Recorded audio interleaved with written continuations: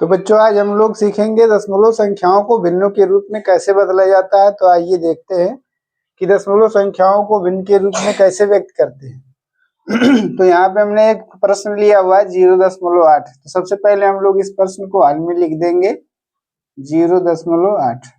इसके बाद अगली लाइन में बराबर का निशान लगाएंगे और 0.8 के बटे में हम लोग क्या लिख देंगे 1 बटा 1 का मतलब होता है कि 1 से ऊपर वाली संख्या में क्या करना, भाग करना। तो 1 से भाग देने में कोई फर्क नहीं पड़ता, इसलिए हमने 0.8 के बटे में नीचे 1 लिख लिया।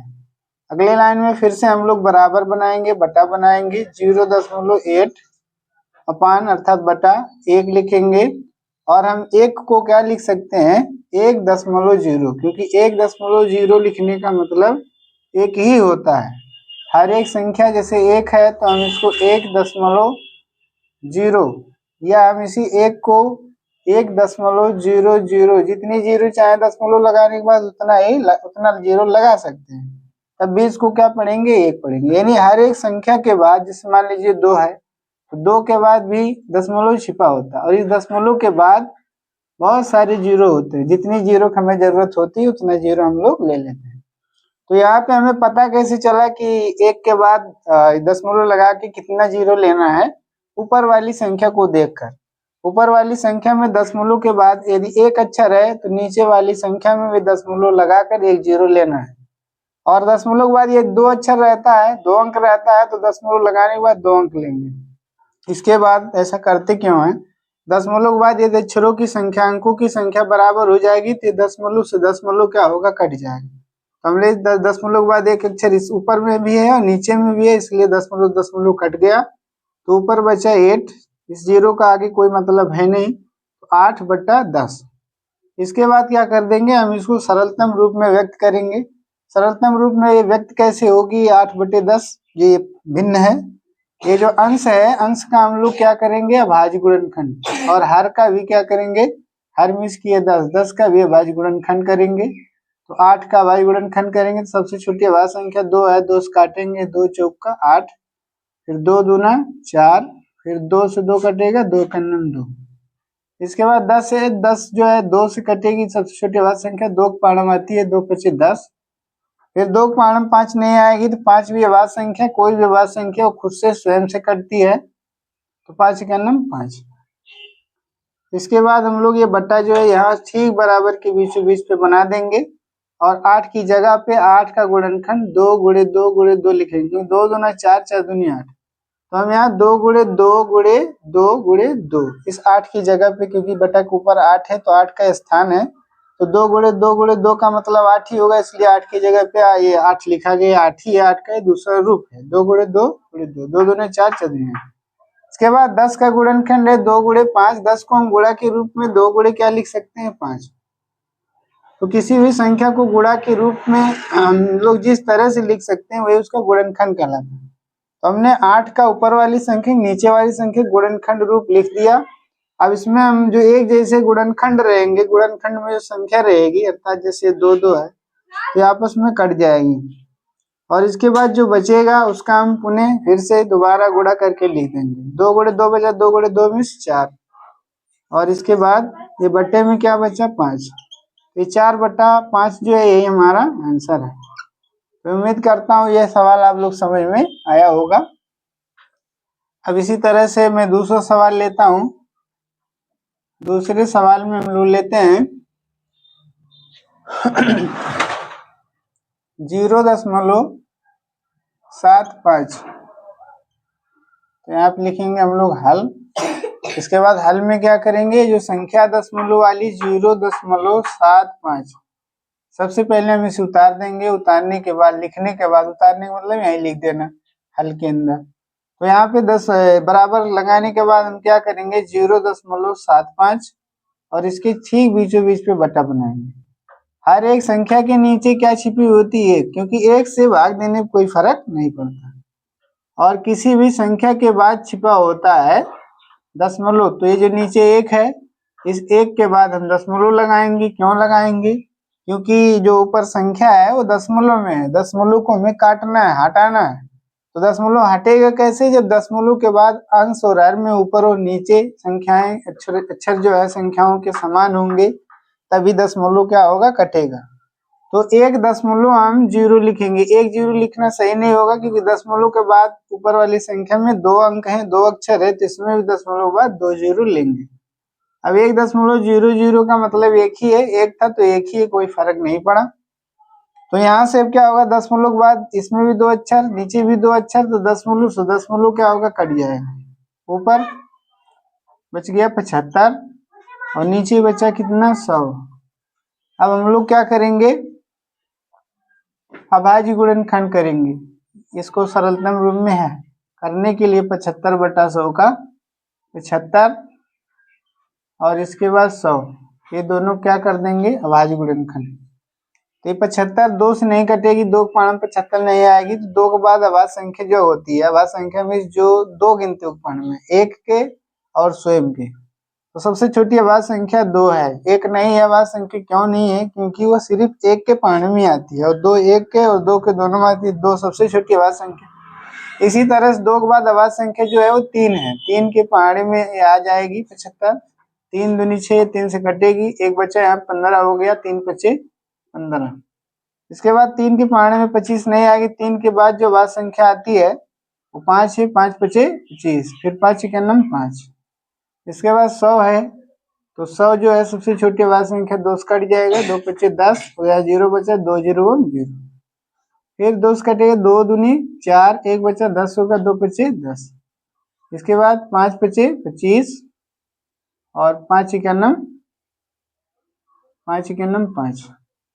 अब यहाँ पे हम लोग क्या करेंगे, 75 का अभाज्य गुणनखंड, 3 पच्चीस 15 पच्चीस 75, तो ये 75 के बराबर है क्योंकि ये 75 का गुणनखंड है, तो 75 का ऊपर स्थान ऊपर है बटा के ऊपर, तो यही लिखेंगे 75 का गुणनखंड। यहाँ से देख के इसी जगह पे 75 का ही जगह है, 3 गुणे 5 गुणे 5। और 100 का अभाज्य गुणनखंड यहाँ से 2 गुणे 2 गुणे 5 गुणे 5, तो नीचे लिखेंगे 2 गुणे 2 गुणे 5 गुणे 5। देखिए 5 पचे 25, 25 दूनी 50, 50 दूनी 100।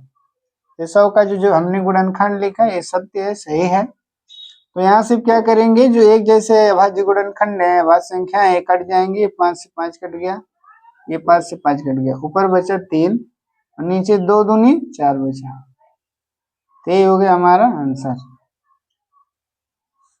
तो मैं उम्मीद करता हूँ ये दोनों ही सवाल आप लोग समझ में आए होंगे। तो इसी तरह से आइए हम लोग आगे के कुछ और सवाल देखते हैं।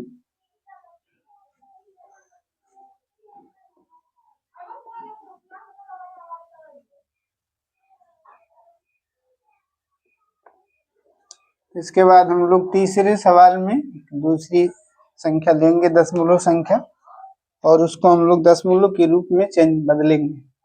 तो इसमें हम लोग ले लेते हैं तीसरे सवाल में 0.25 इसको ले लेते हैं। तो 0.25, अब इसको ले लिए तो हम लोग सबसे पहले बराबर और बटा बनाएंगे।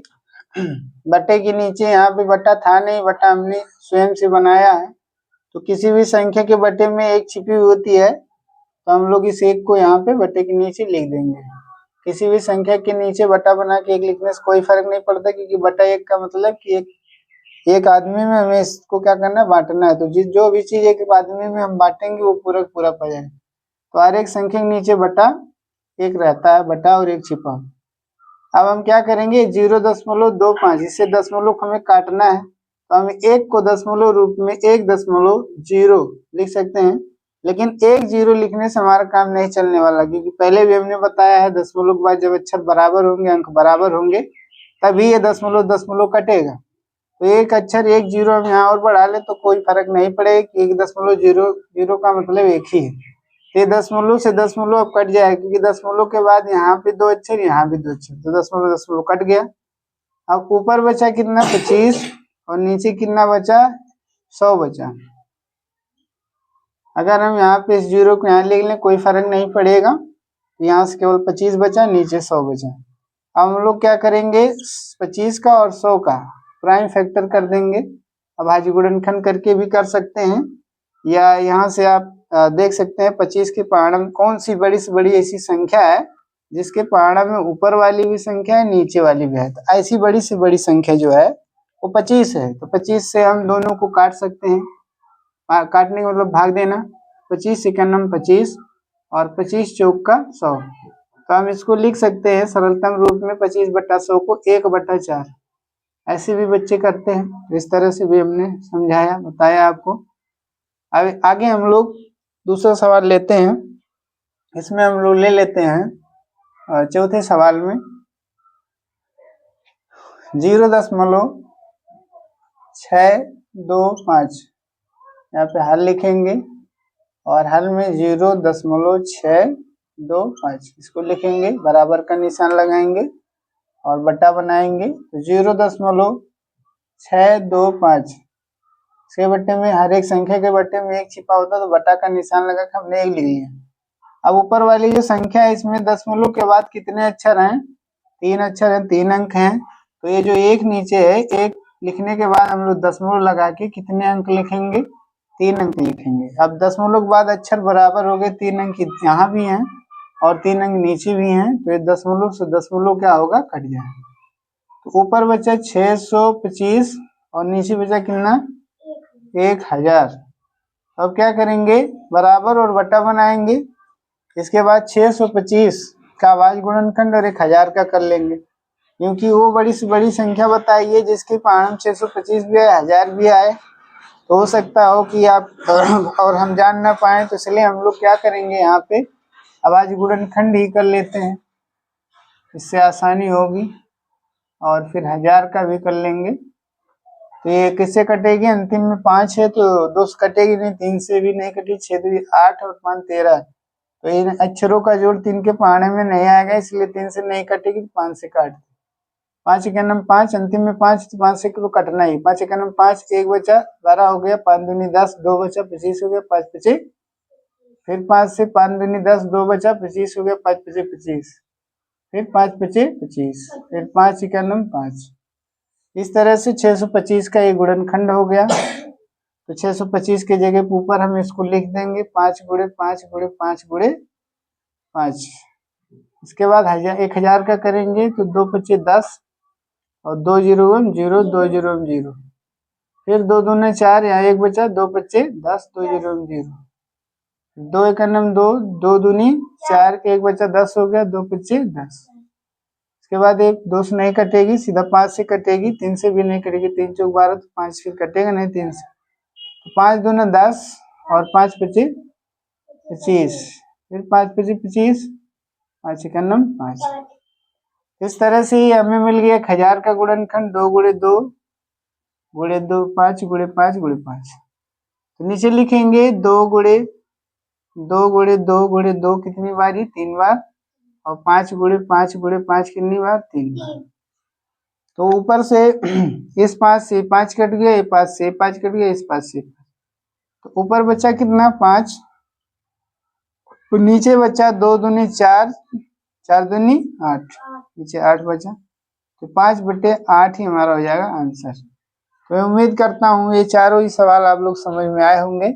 इसी तरह से कुछ सवाल मैं आप लोग के लिए दे रहा हूँ, इसको आप लोग करिएगा और कमेंट करके हमें इसका आंसर बताइएगा।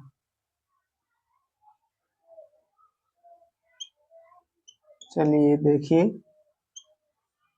तो यहाँ पे हम लोग ले लेते हैं 0.225 और 0.025 और हम लोग ले लेते हैं और 0.01 और 0.02 और 0.003 और हम लोग ले लेते हैं 0.65। तो इन प्रश्नों को आप लोग हल करेंगे, इन सवालों को, और इसके बाद कमेंट करके हमें इसका आंसर बताएंगे। यहीं पर मैं अपने वीडियो को समाप्त करता हूँ। यदि मेरा वीडियो अच्छा लगा होगा, ये जो सवाल मैंने समझाया अच्छा लगा हो तो हमारे यूट्यूब चैनल को सब्सक्राइब करिए और लाइक करिए और अपने मित्रों के साथ शेयर करिए। धन्यवाद।